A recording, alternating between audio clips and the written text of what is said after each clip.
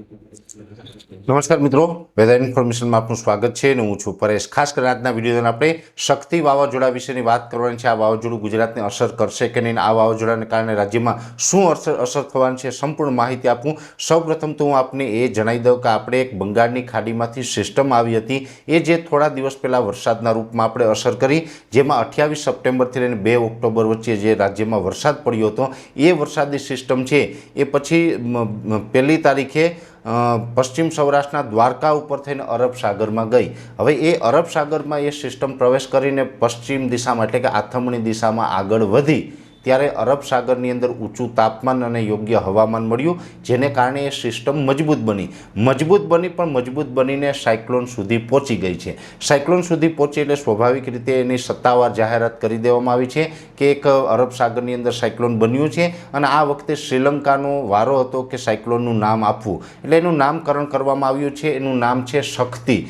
ઘણી જગ્યાએ શક્તિ નામ તમને આપતા હશે, પણ ખરેખર વાસ્તવમાં એનું નામ છે શક્તિ। એટલે આ શક્તિ વાવાઝોડું છે અરબ સાગરમાં સક્રિય છે। એટલે સૌપ્રથમ તો હમણાં થોડા દિવસ માટે આપણે અરબ સાગરની અંદર કોઈ માછીમાર ભાઈએ દરિયો ન ખેડવો અને દરિયામાં ન જવું। સાથે દરિયા કિનારે ફરવા જતા હોય મિત્રોએ પણ કાળજી રાખવાની, કેમ કે દરિયાકાંઠે ઊંચા મોજા ઉછળવાની પણ સંભાવનાઓ છે। વાવાઝોડાને કારણે દરિયો છે અત્યારે તોફાની છે, એટલે દરિયાથી દૂર રહેવું જોઈએ। બીજું, અત્યારે આ વાવાઝોડું છે ગુજરાતથી 552 કિલોમીટર દૂર છે, સતત એ પશ્ચિમ દિશામાં આગળ વધી રહ્યું છે, એટલે સતત આપણાથી દૂર જઈ રહ્યું છે।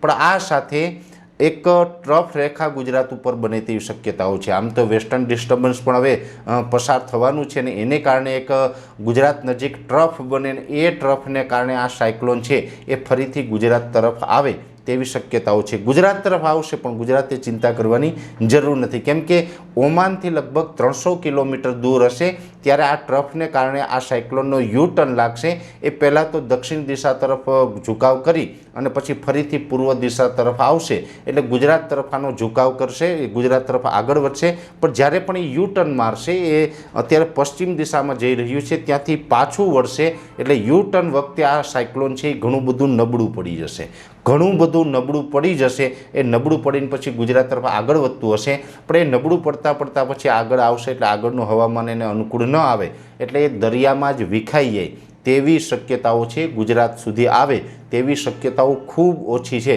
એટલે અમારું માનવું છે ત્યાં મુજબ આ સાયક્લોન છે 99% ગુજરાતમાં આવવાનું નથી, માત્ર 1%માં પછી ગમે ત્યારે ગમે એ થઈ શકે। 99% આ સાયક્લોન છે એ ગુજરાત ઉપર લેન્ડ કરવાનું નથી। પણ આ એક ચોક્કસથી વાત છે કે આને કારણે અમે થોડા દિવસ પહેલાં પણ એક માહિતી આપી હતી કે આ જે સિસ્ટમ છે એ પાછી વળશે, એને કારણે 7, 8 અને 9 તારીખે રાજ્યના અમુક વિસ્તારમાં વરસાદ થશે। એવી જ રીતે 7, 8 અને 9 તારીખે રાજ્યમાં વરસાદ પડવાનો છે। જો કે એ વરસાદ 7 અને 8 તારીખ 2 દિવસ વધારે તીવ્રતા રહેશે, 9 તારીખે પછી છૂટાછવાયા ઝાપટા પડશે। 7 અને 8 તારીખે જે વરસાદ પડશે એમાં કચ્છના દરિયાઈ કાંઠાના ભાગો હોય, જેમાં કંડલા, નલિયા, માંડવી, મુન્દ્રા, ગાંધીધામ તમામ વિસ્તાર, એ જે દરિયાઈ કાંઠાના જે તાલુકાઓ છે કચ્છના, એની અંદર લગભગ અડધાથી પોણા ઇંચ સુધીનો વરસાદ વરસી શકે, એટલે સામાન્ય વરસાદ હશે।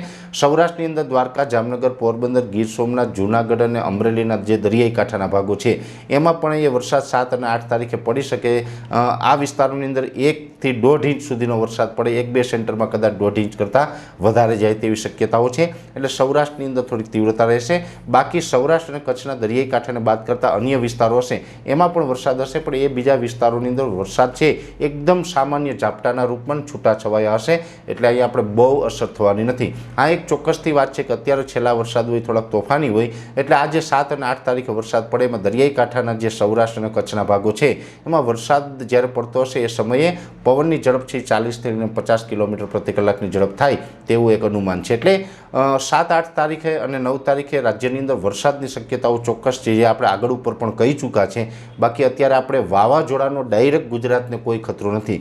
અરબ સાગરમાં વાવાઝોડું ચોક્કસ છે અત્યારે, એમાં કોઈ ના નથી, પણ એ વાવાઝોડાનો ખતરો ગુજરાત ઉપર નથી। એટલે ઘણી વખત ઘણા બધા સોશિયલ મીડિયા અથવા તો અન્ય કોઈ તમને માધ્યમોથી આવા સમાચાર મળે તો કોઈએ પેનિક ન થવું, ડરવું કે ગભરાવું નહીં। હાલમાં વાવાઝોડાનો ખતરો ગુજરાત ઉપર નથી, અને જો એવી કોઈ પરિસ્થિતિનું નિર્માણ થશે તો અમારા તરફથી ચોક્કસ આપને માહિતી આપવામાં આવશે। અત્યારે મેં આપને કીધું એમ 99% આપણે શક્યતાઓ નથી, પછી 1%માં જો કોઈ ફેરફાર થશે તો ચોક્કસથી અમે એની માહિતી પણ સૌપ્રથમ આપને આપી દઈશું। પણ અત્યારે જે આ શક્તિ વાવાઝોડું છે એની જે કન્ડિશન હતી એ સંપૂર્ણ વાત સમજાવવાનો પ્રયત્ન કર્યો છે। વિશેષ માહિતી છે નેક્સ્ટ વિડીયોમાં આપવામાં આવશે। અત્યારે આ વિડીયોની અંદર એટલું જ। દરેક મિત્રોને વિનંતી રહેશે કે વિડીયોને લાઈક આપીને દરેક ગ્રુપમાં શેર કરવો। યુટ્યુબ ઉપર જોઈ રહ્યા હોય તો ચેનલને સબસ્ક્રાઈબ કરીને, ફેસબુક પેજ ઉપર જોઈ રહ્યા હોય તો પેજને ફોલો કરજો। નમસ્કાર।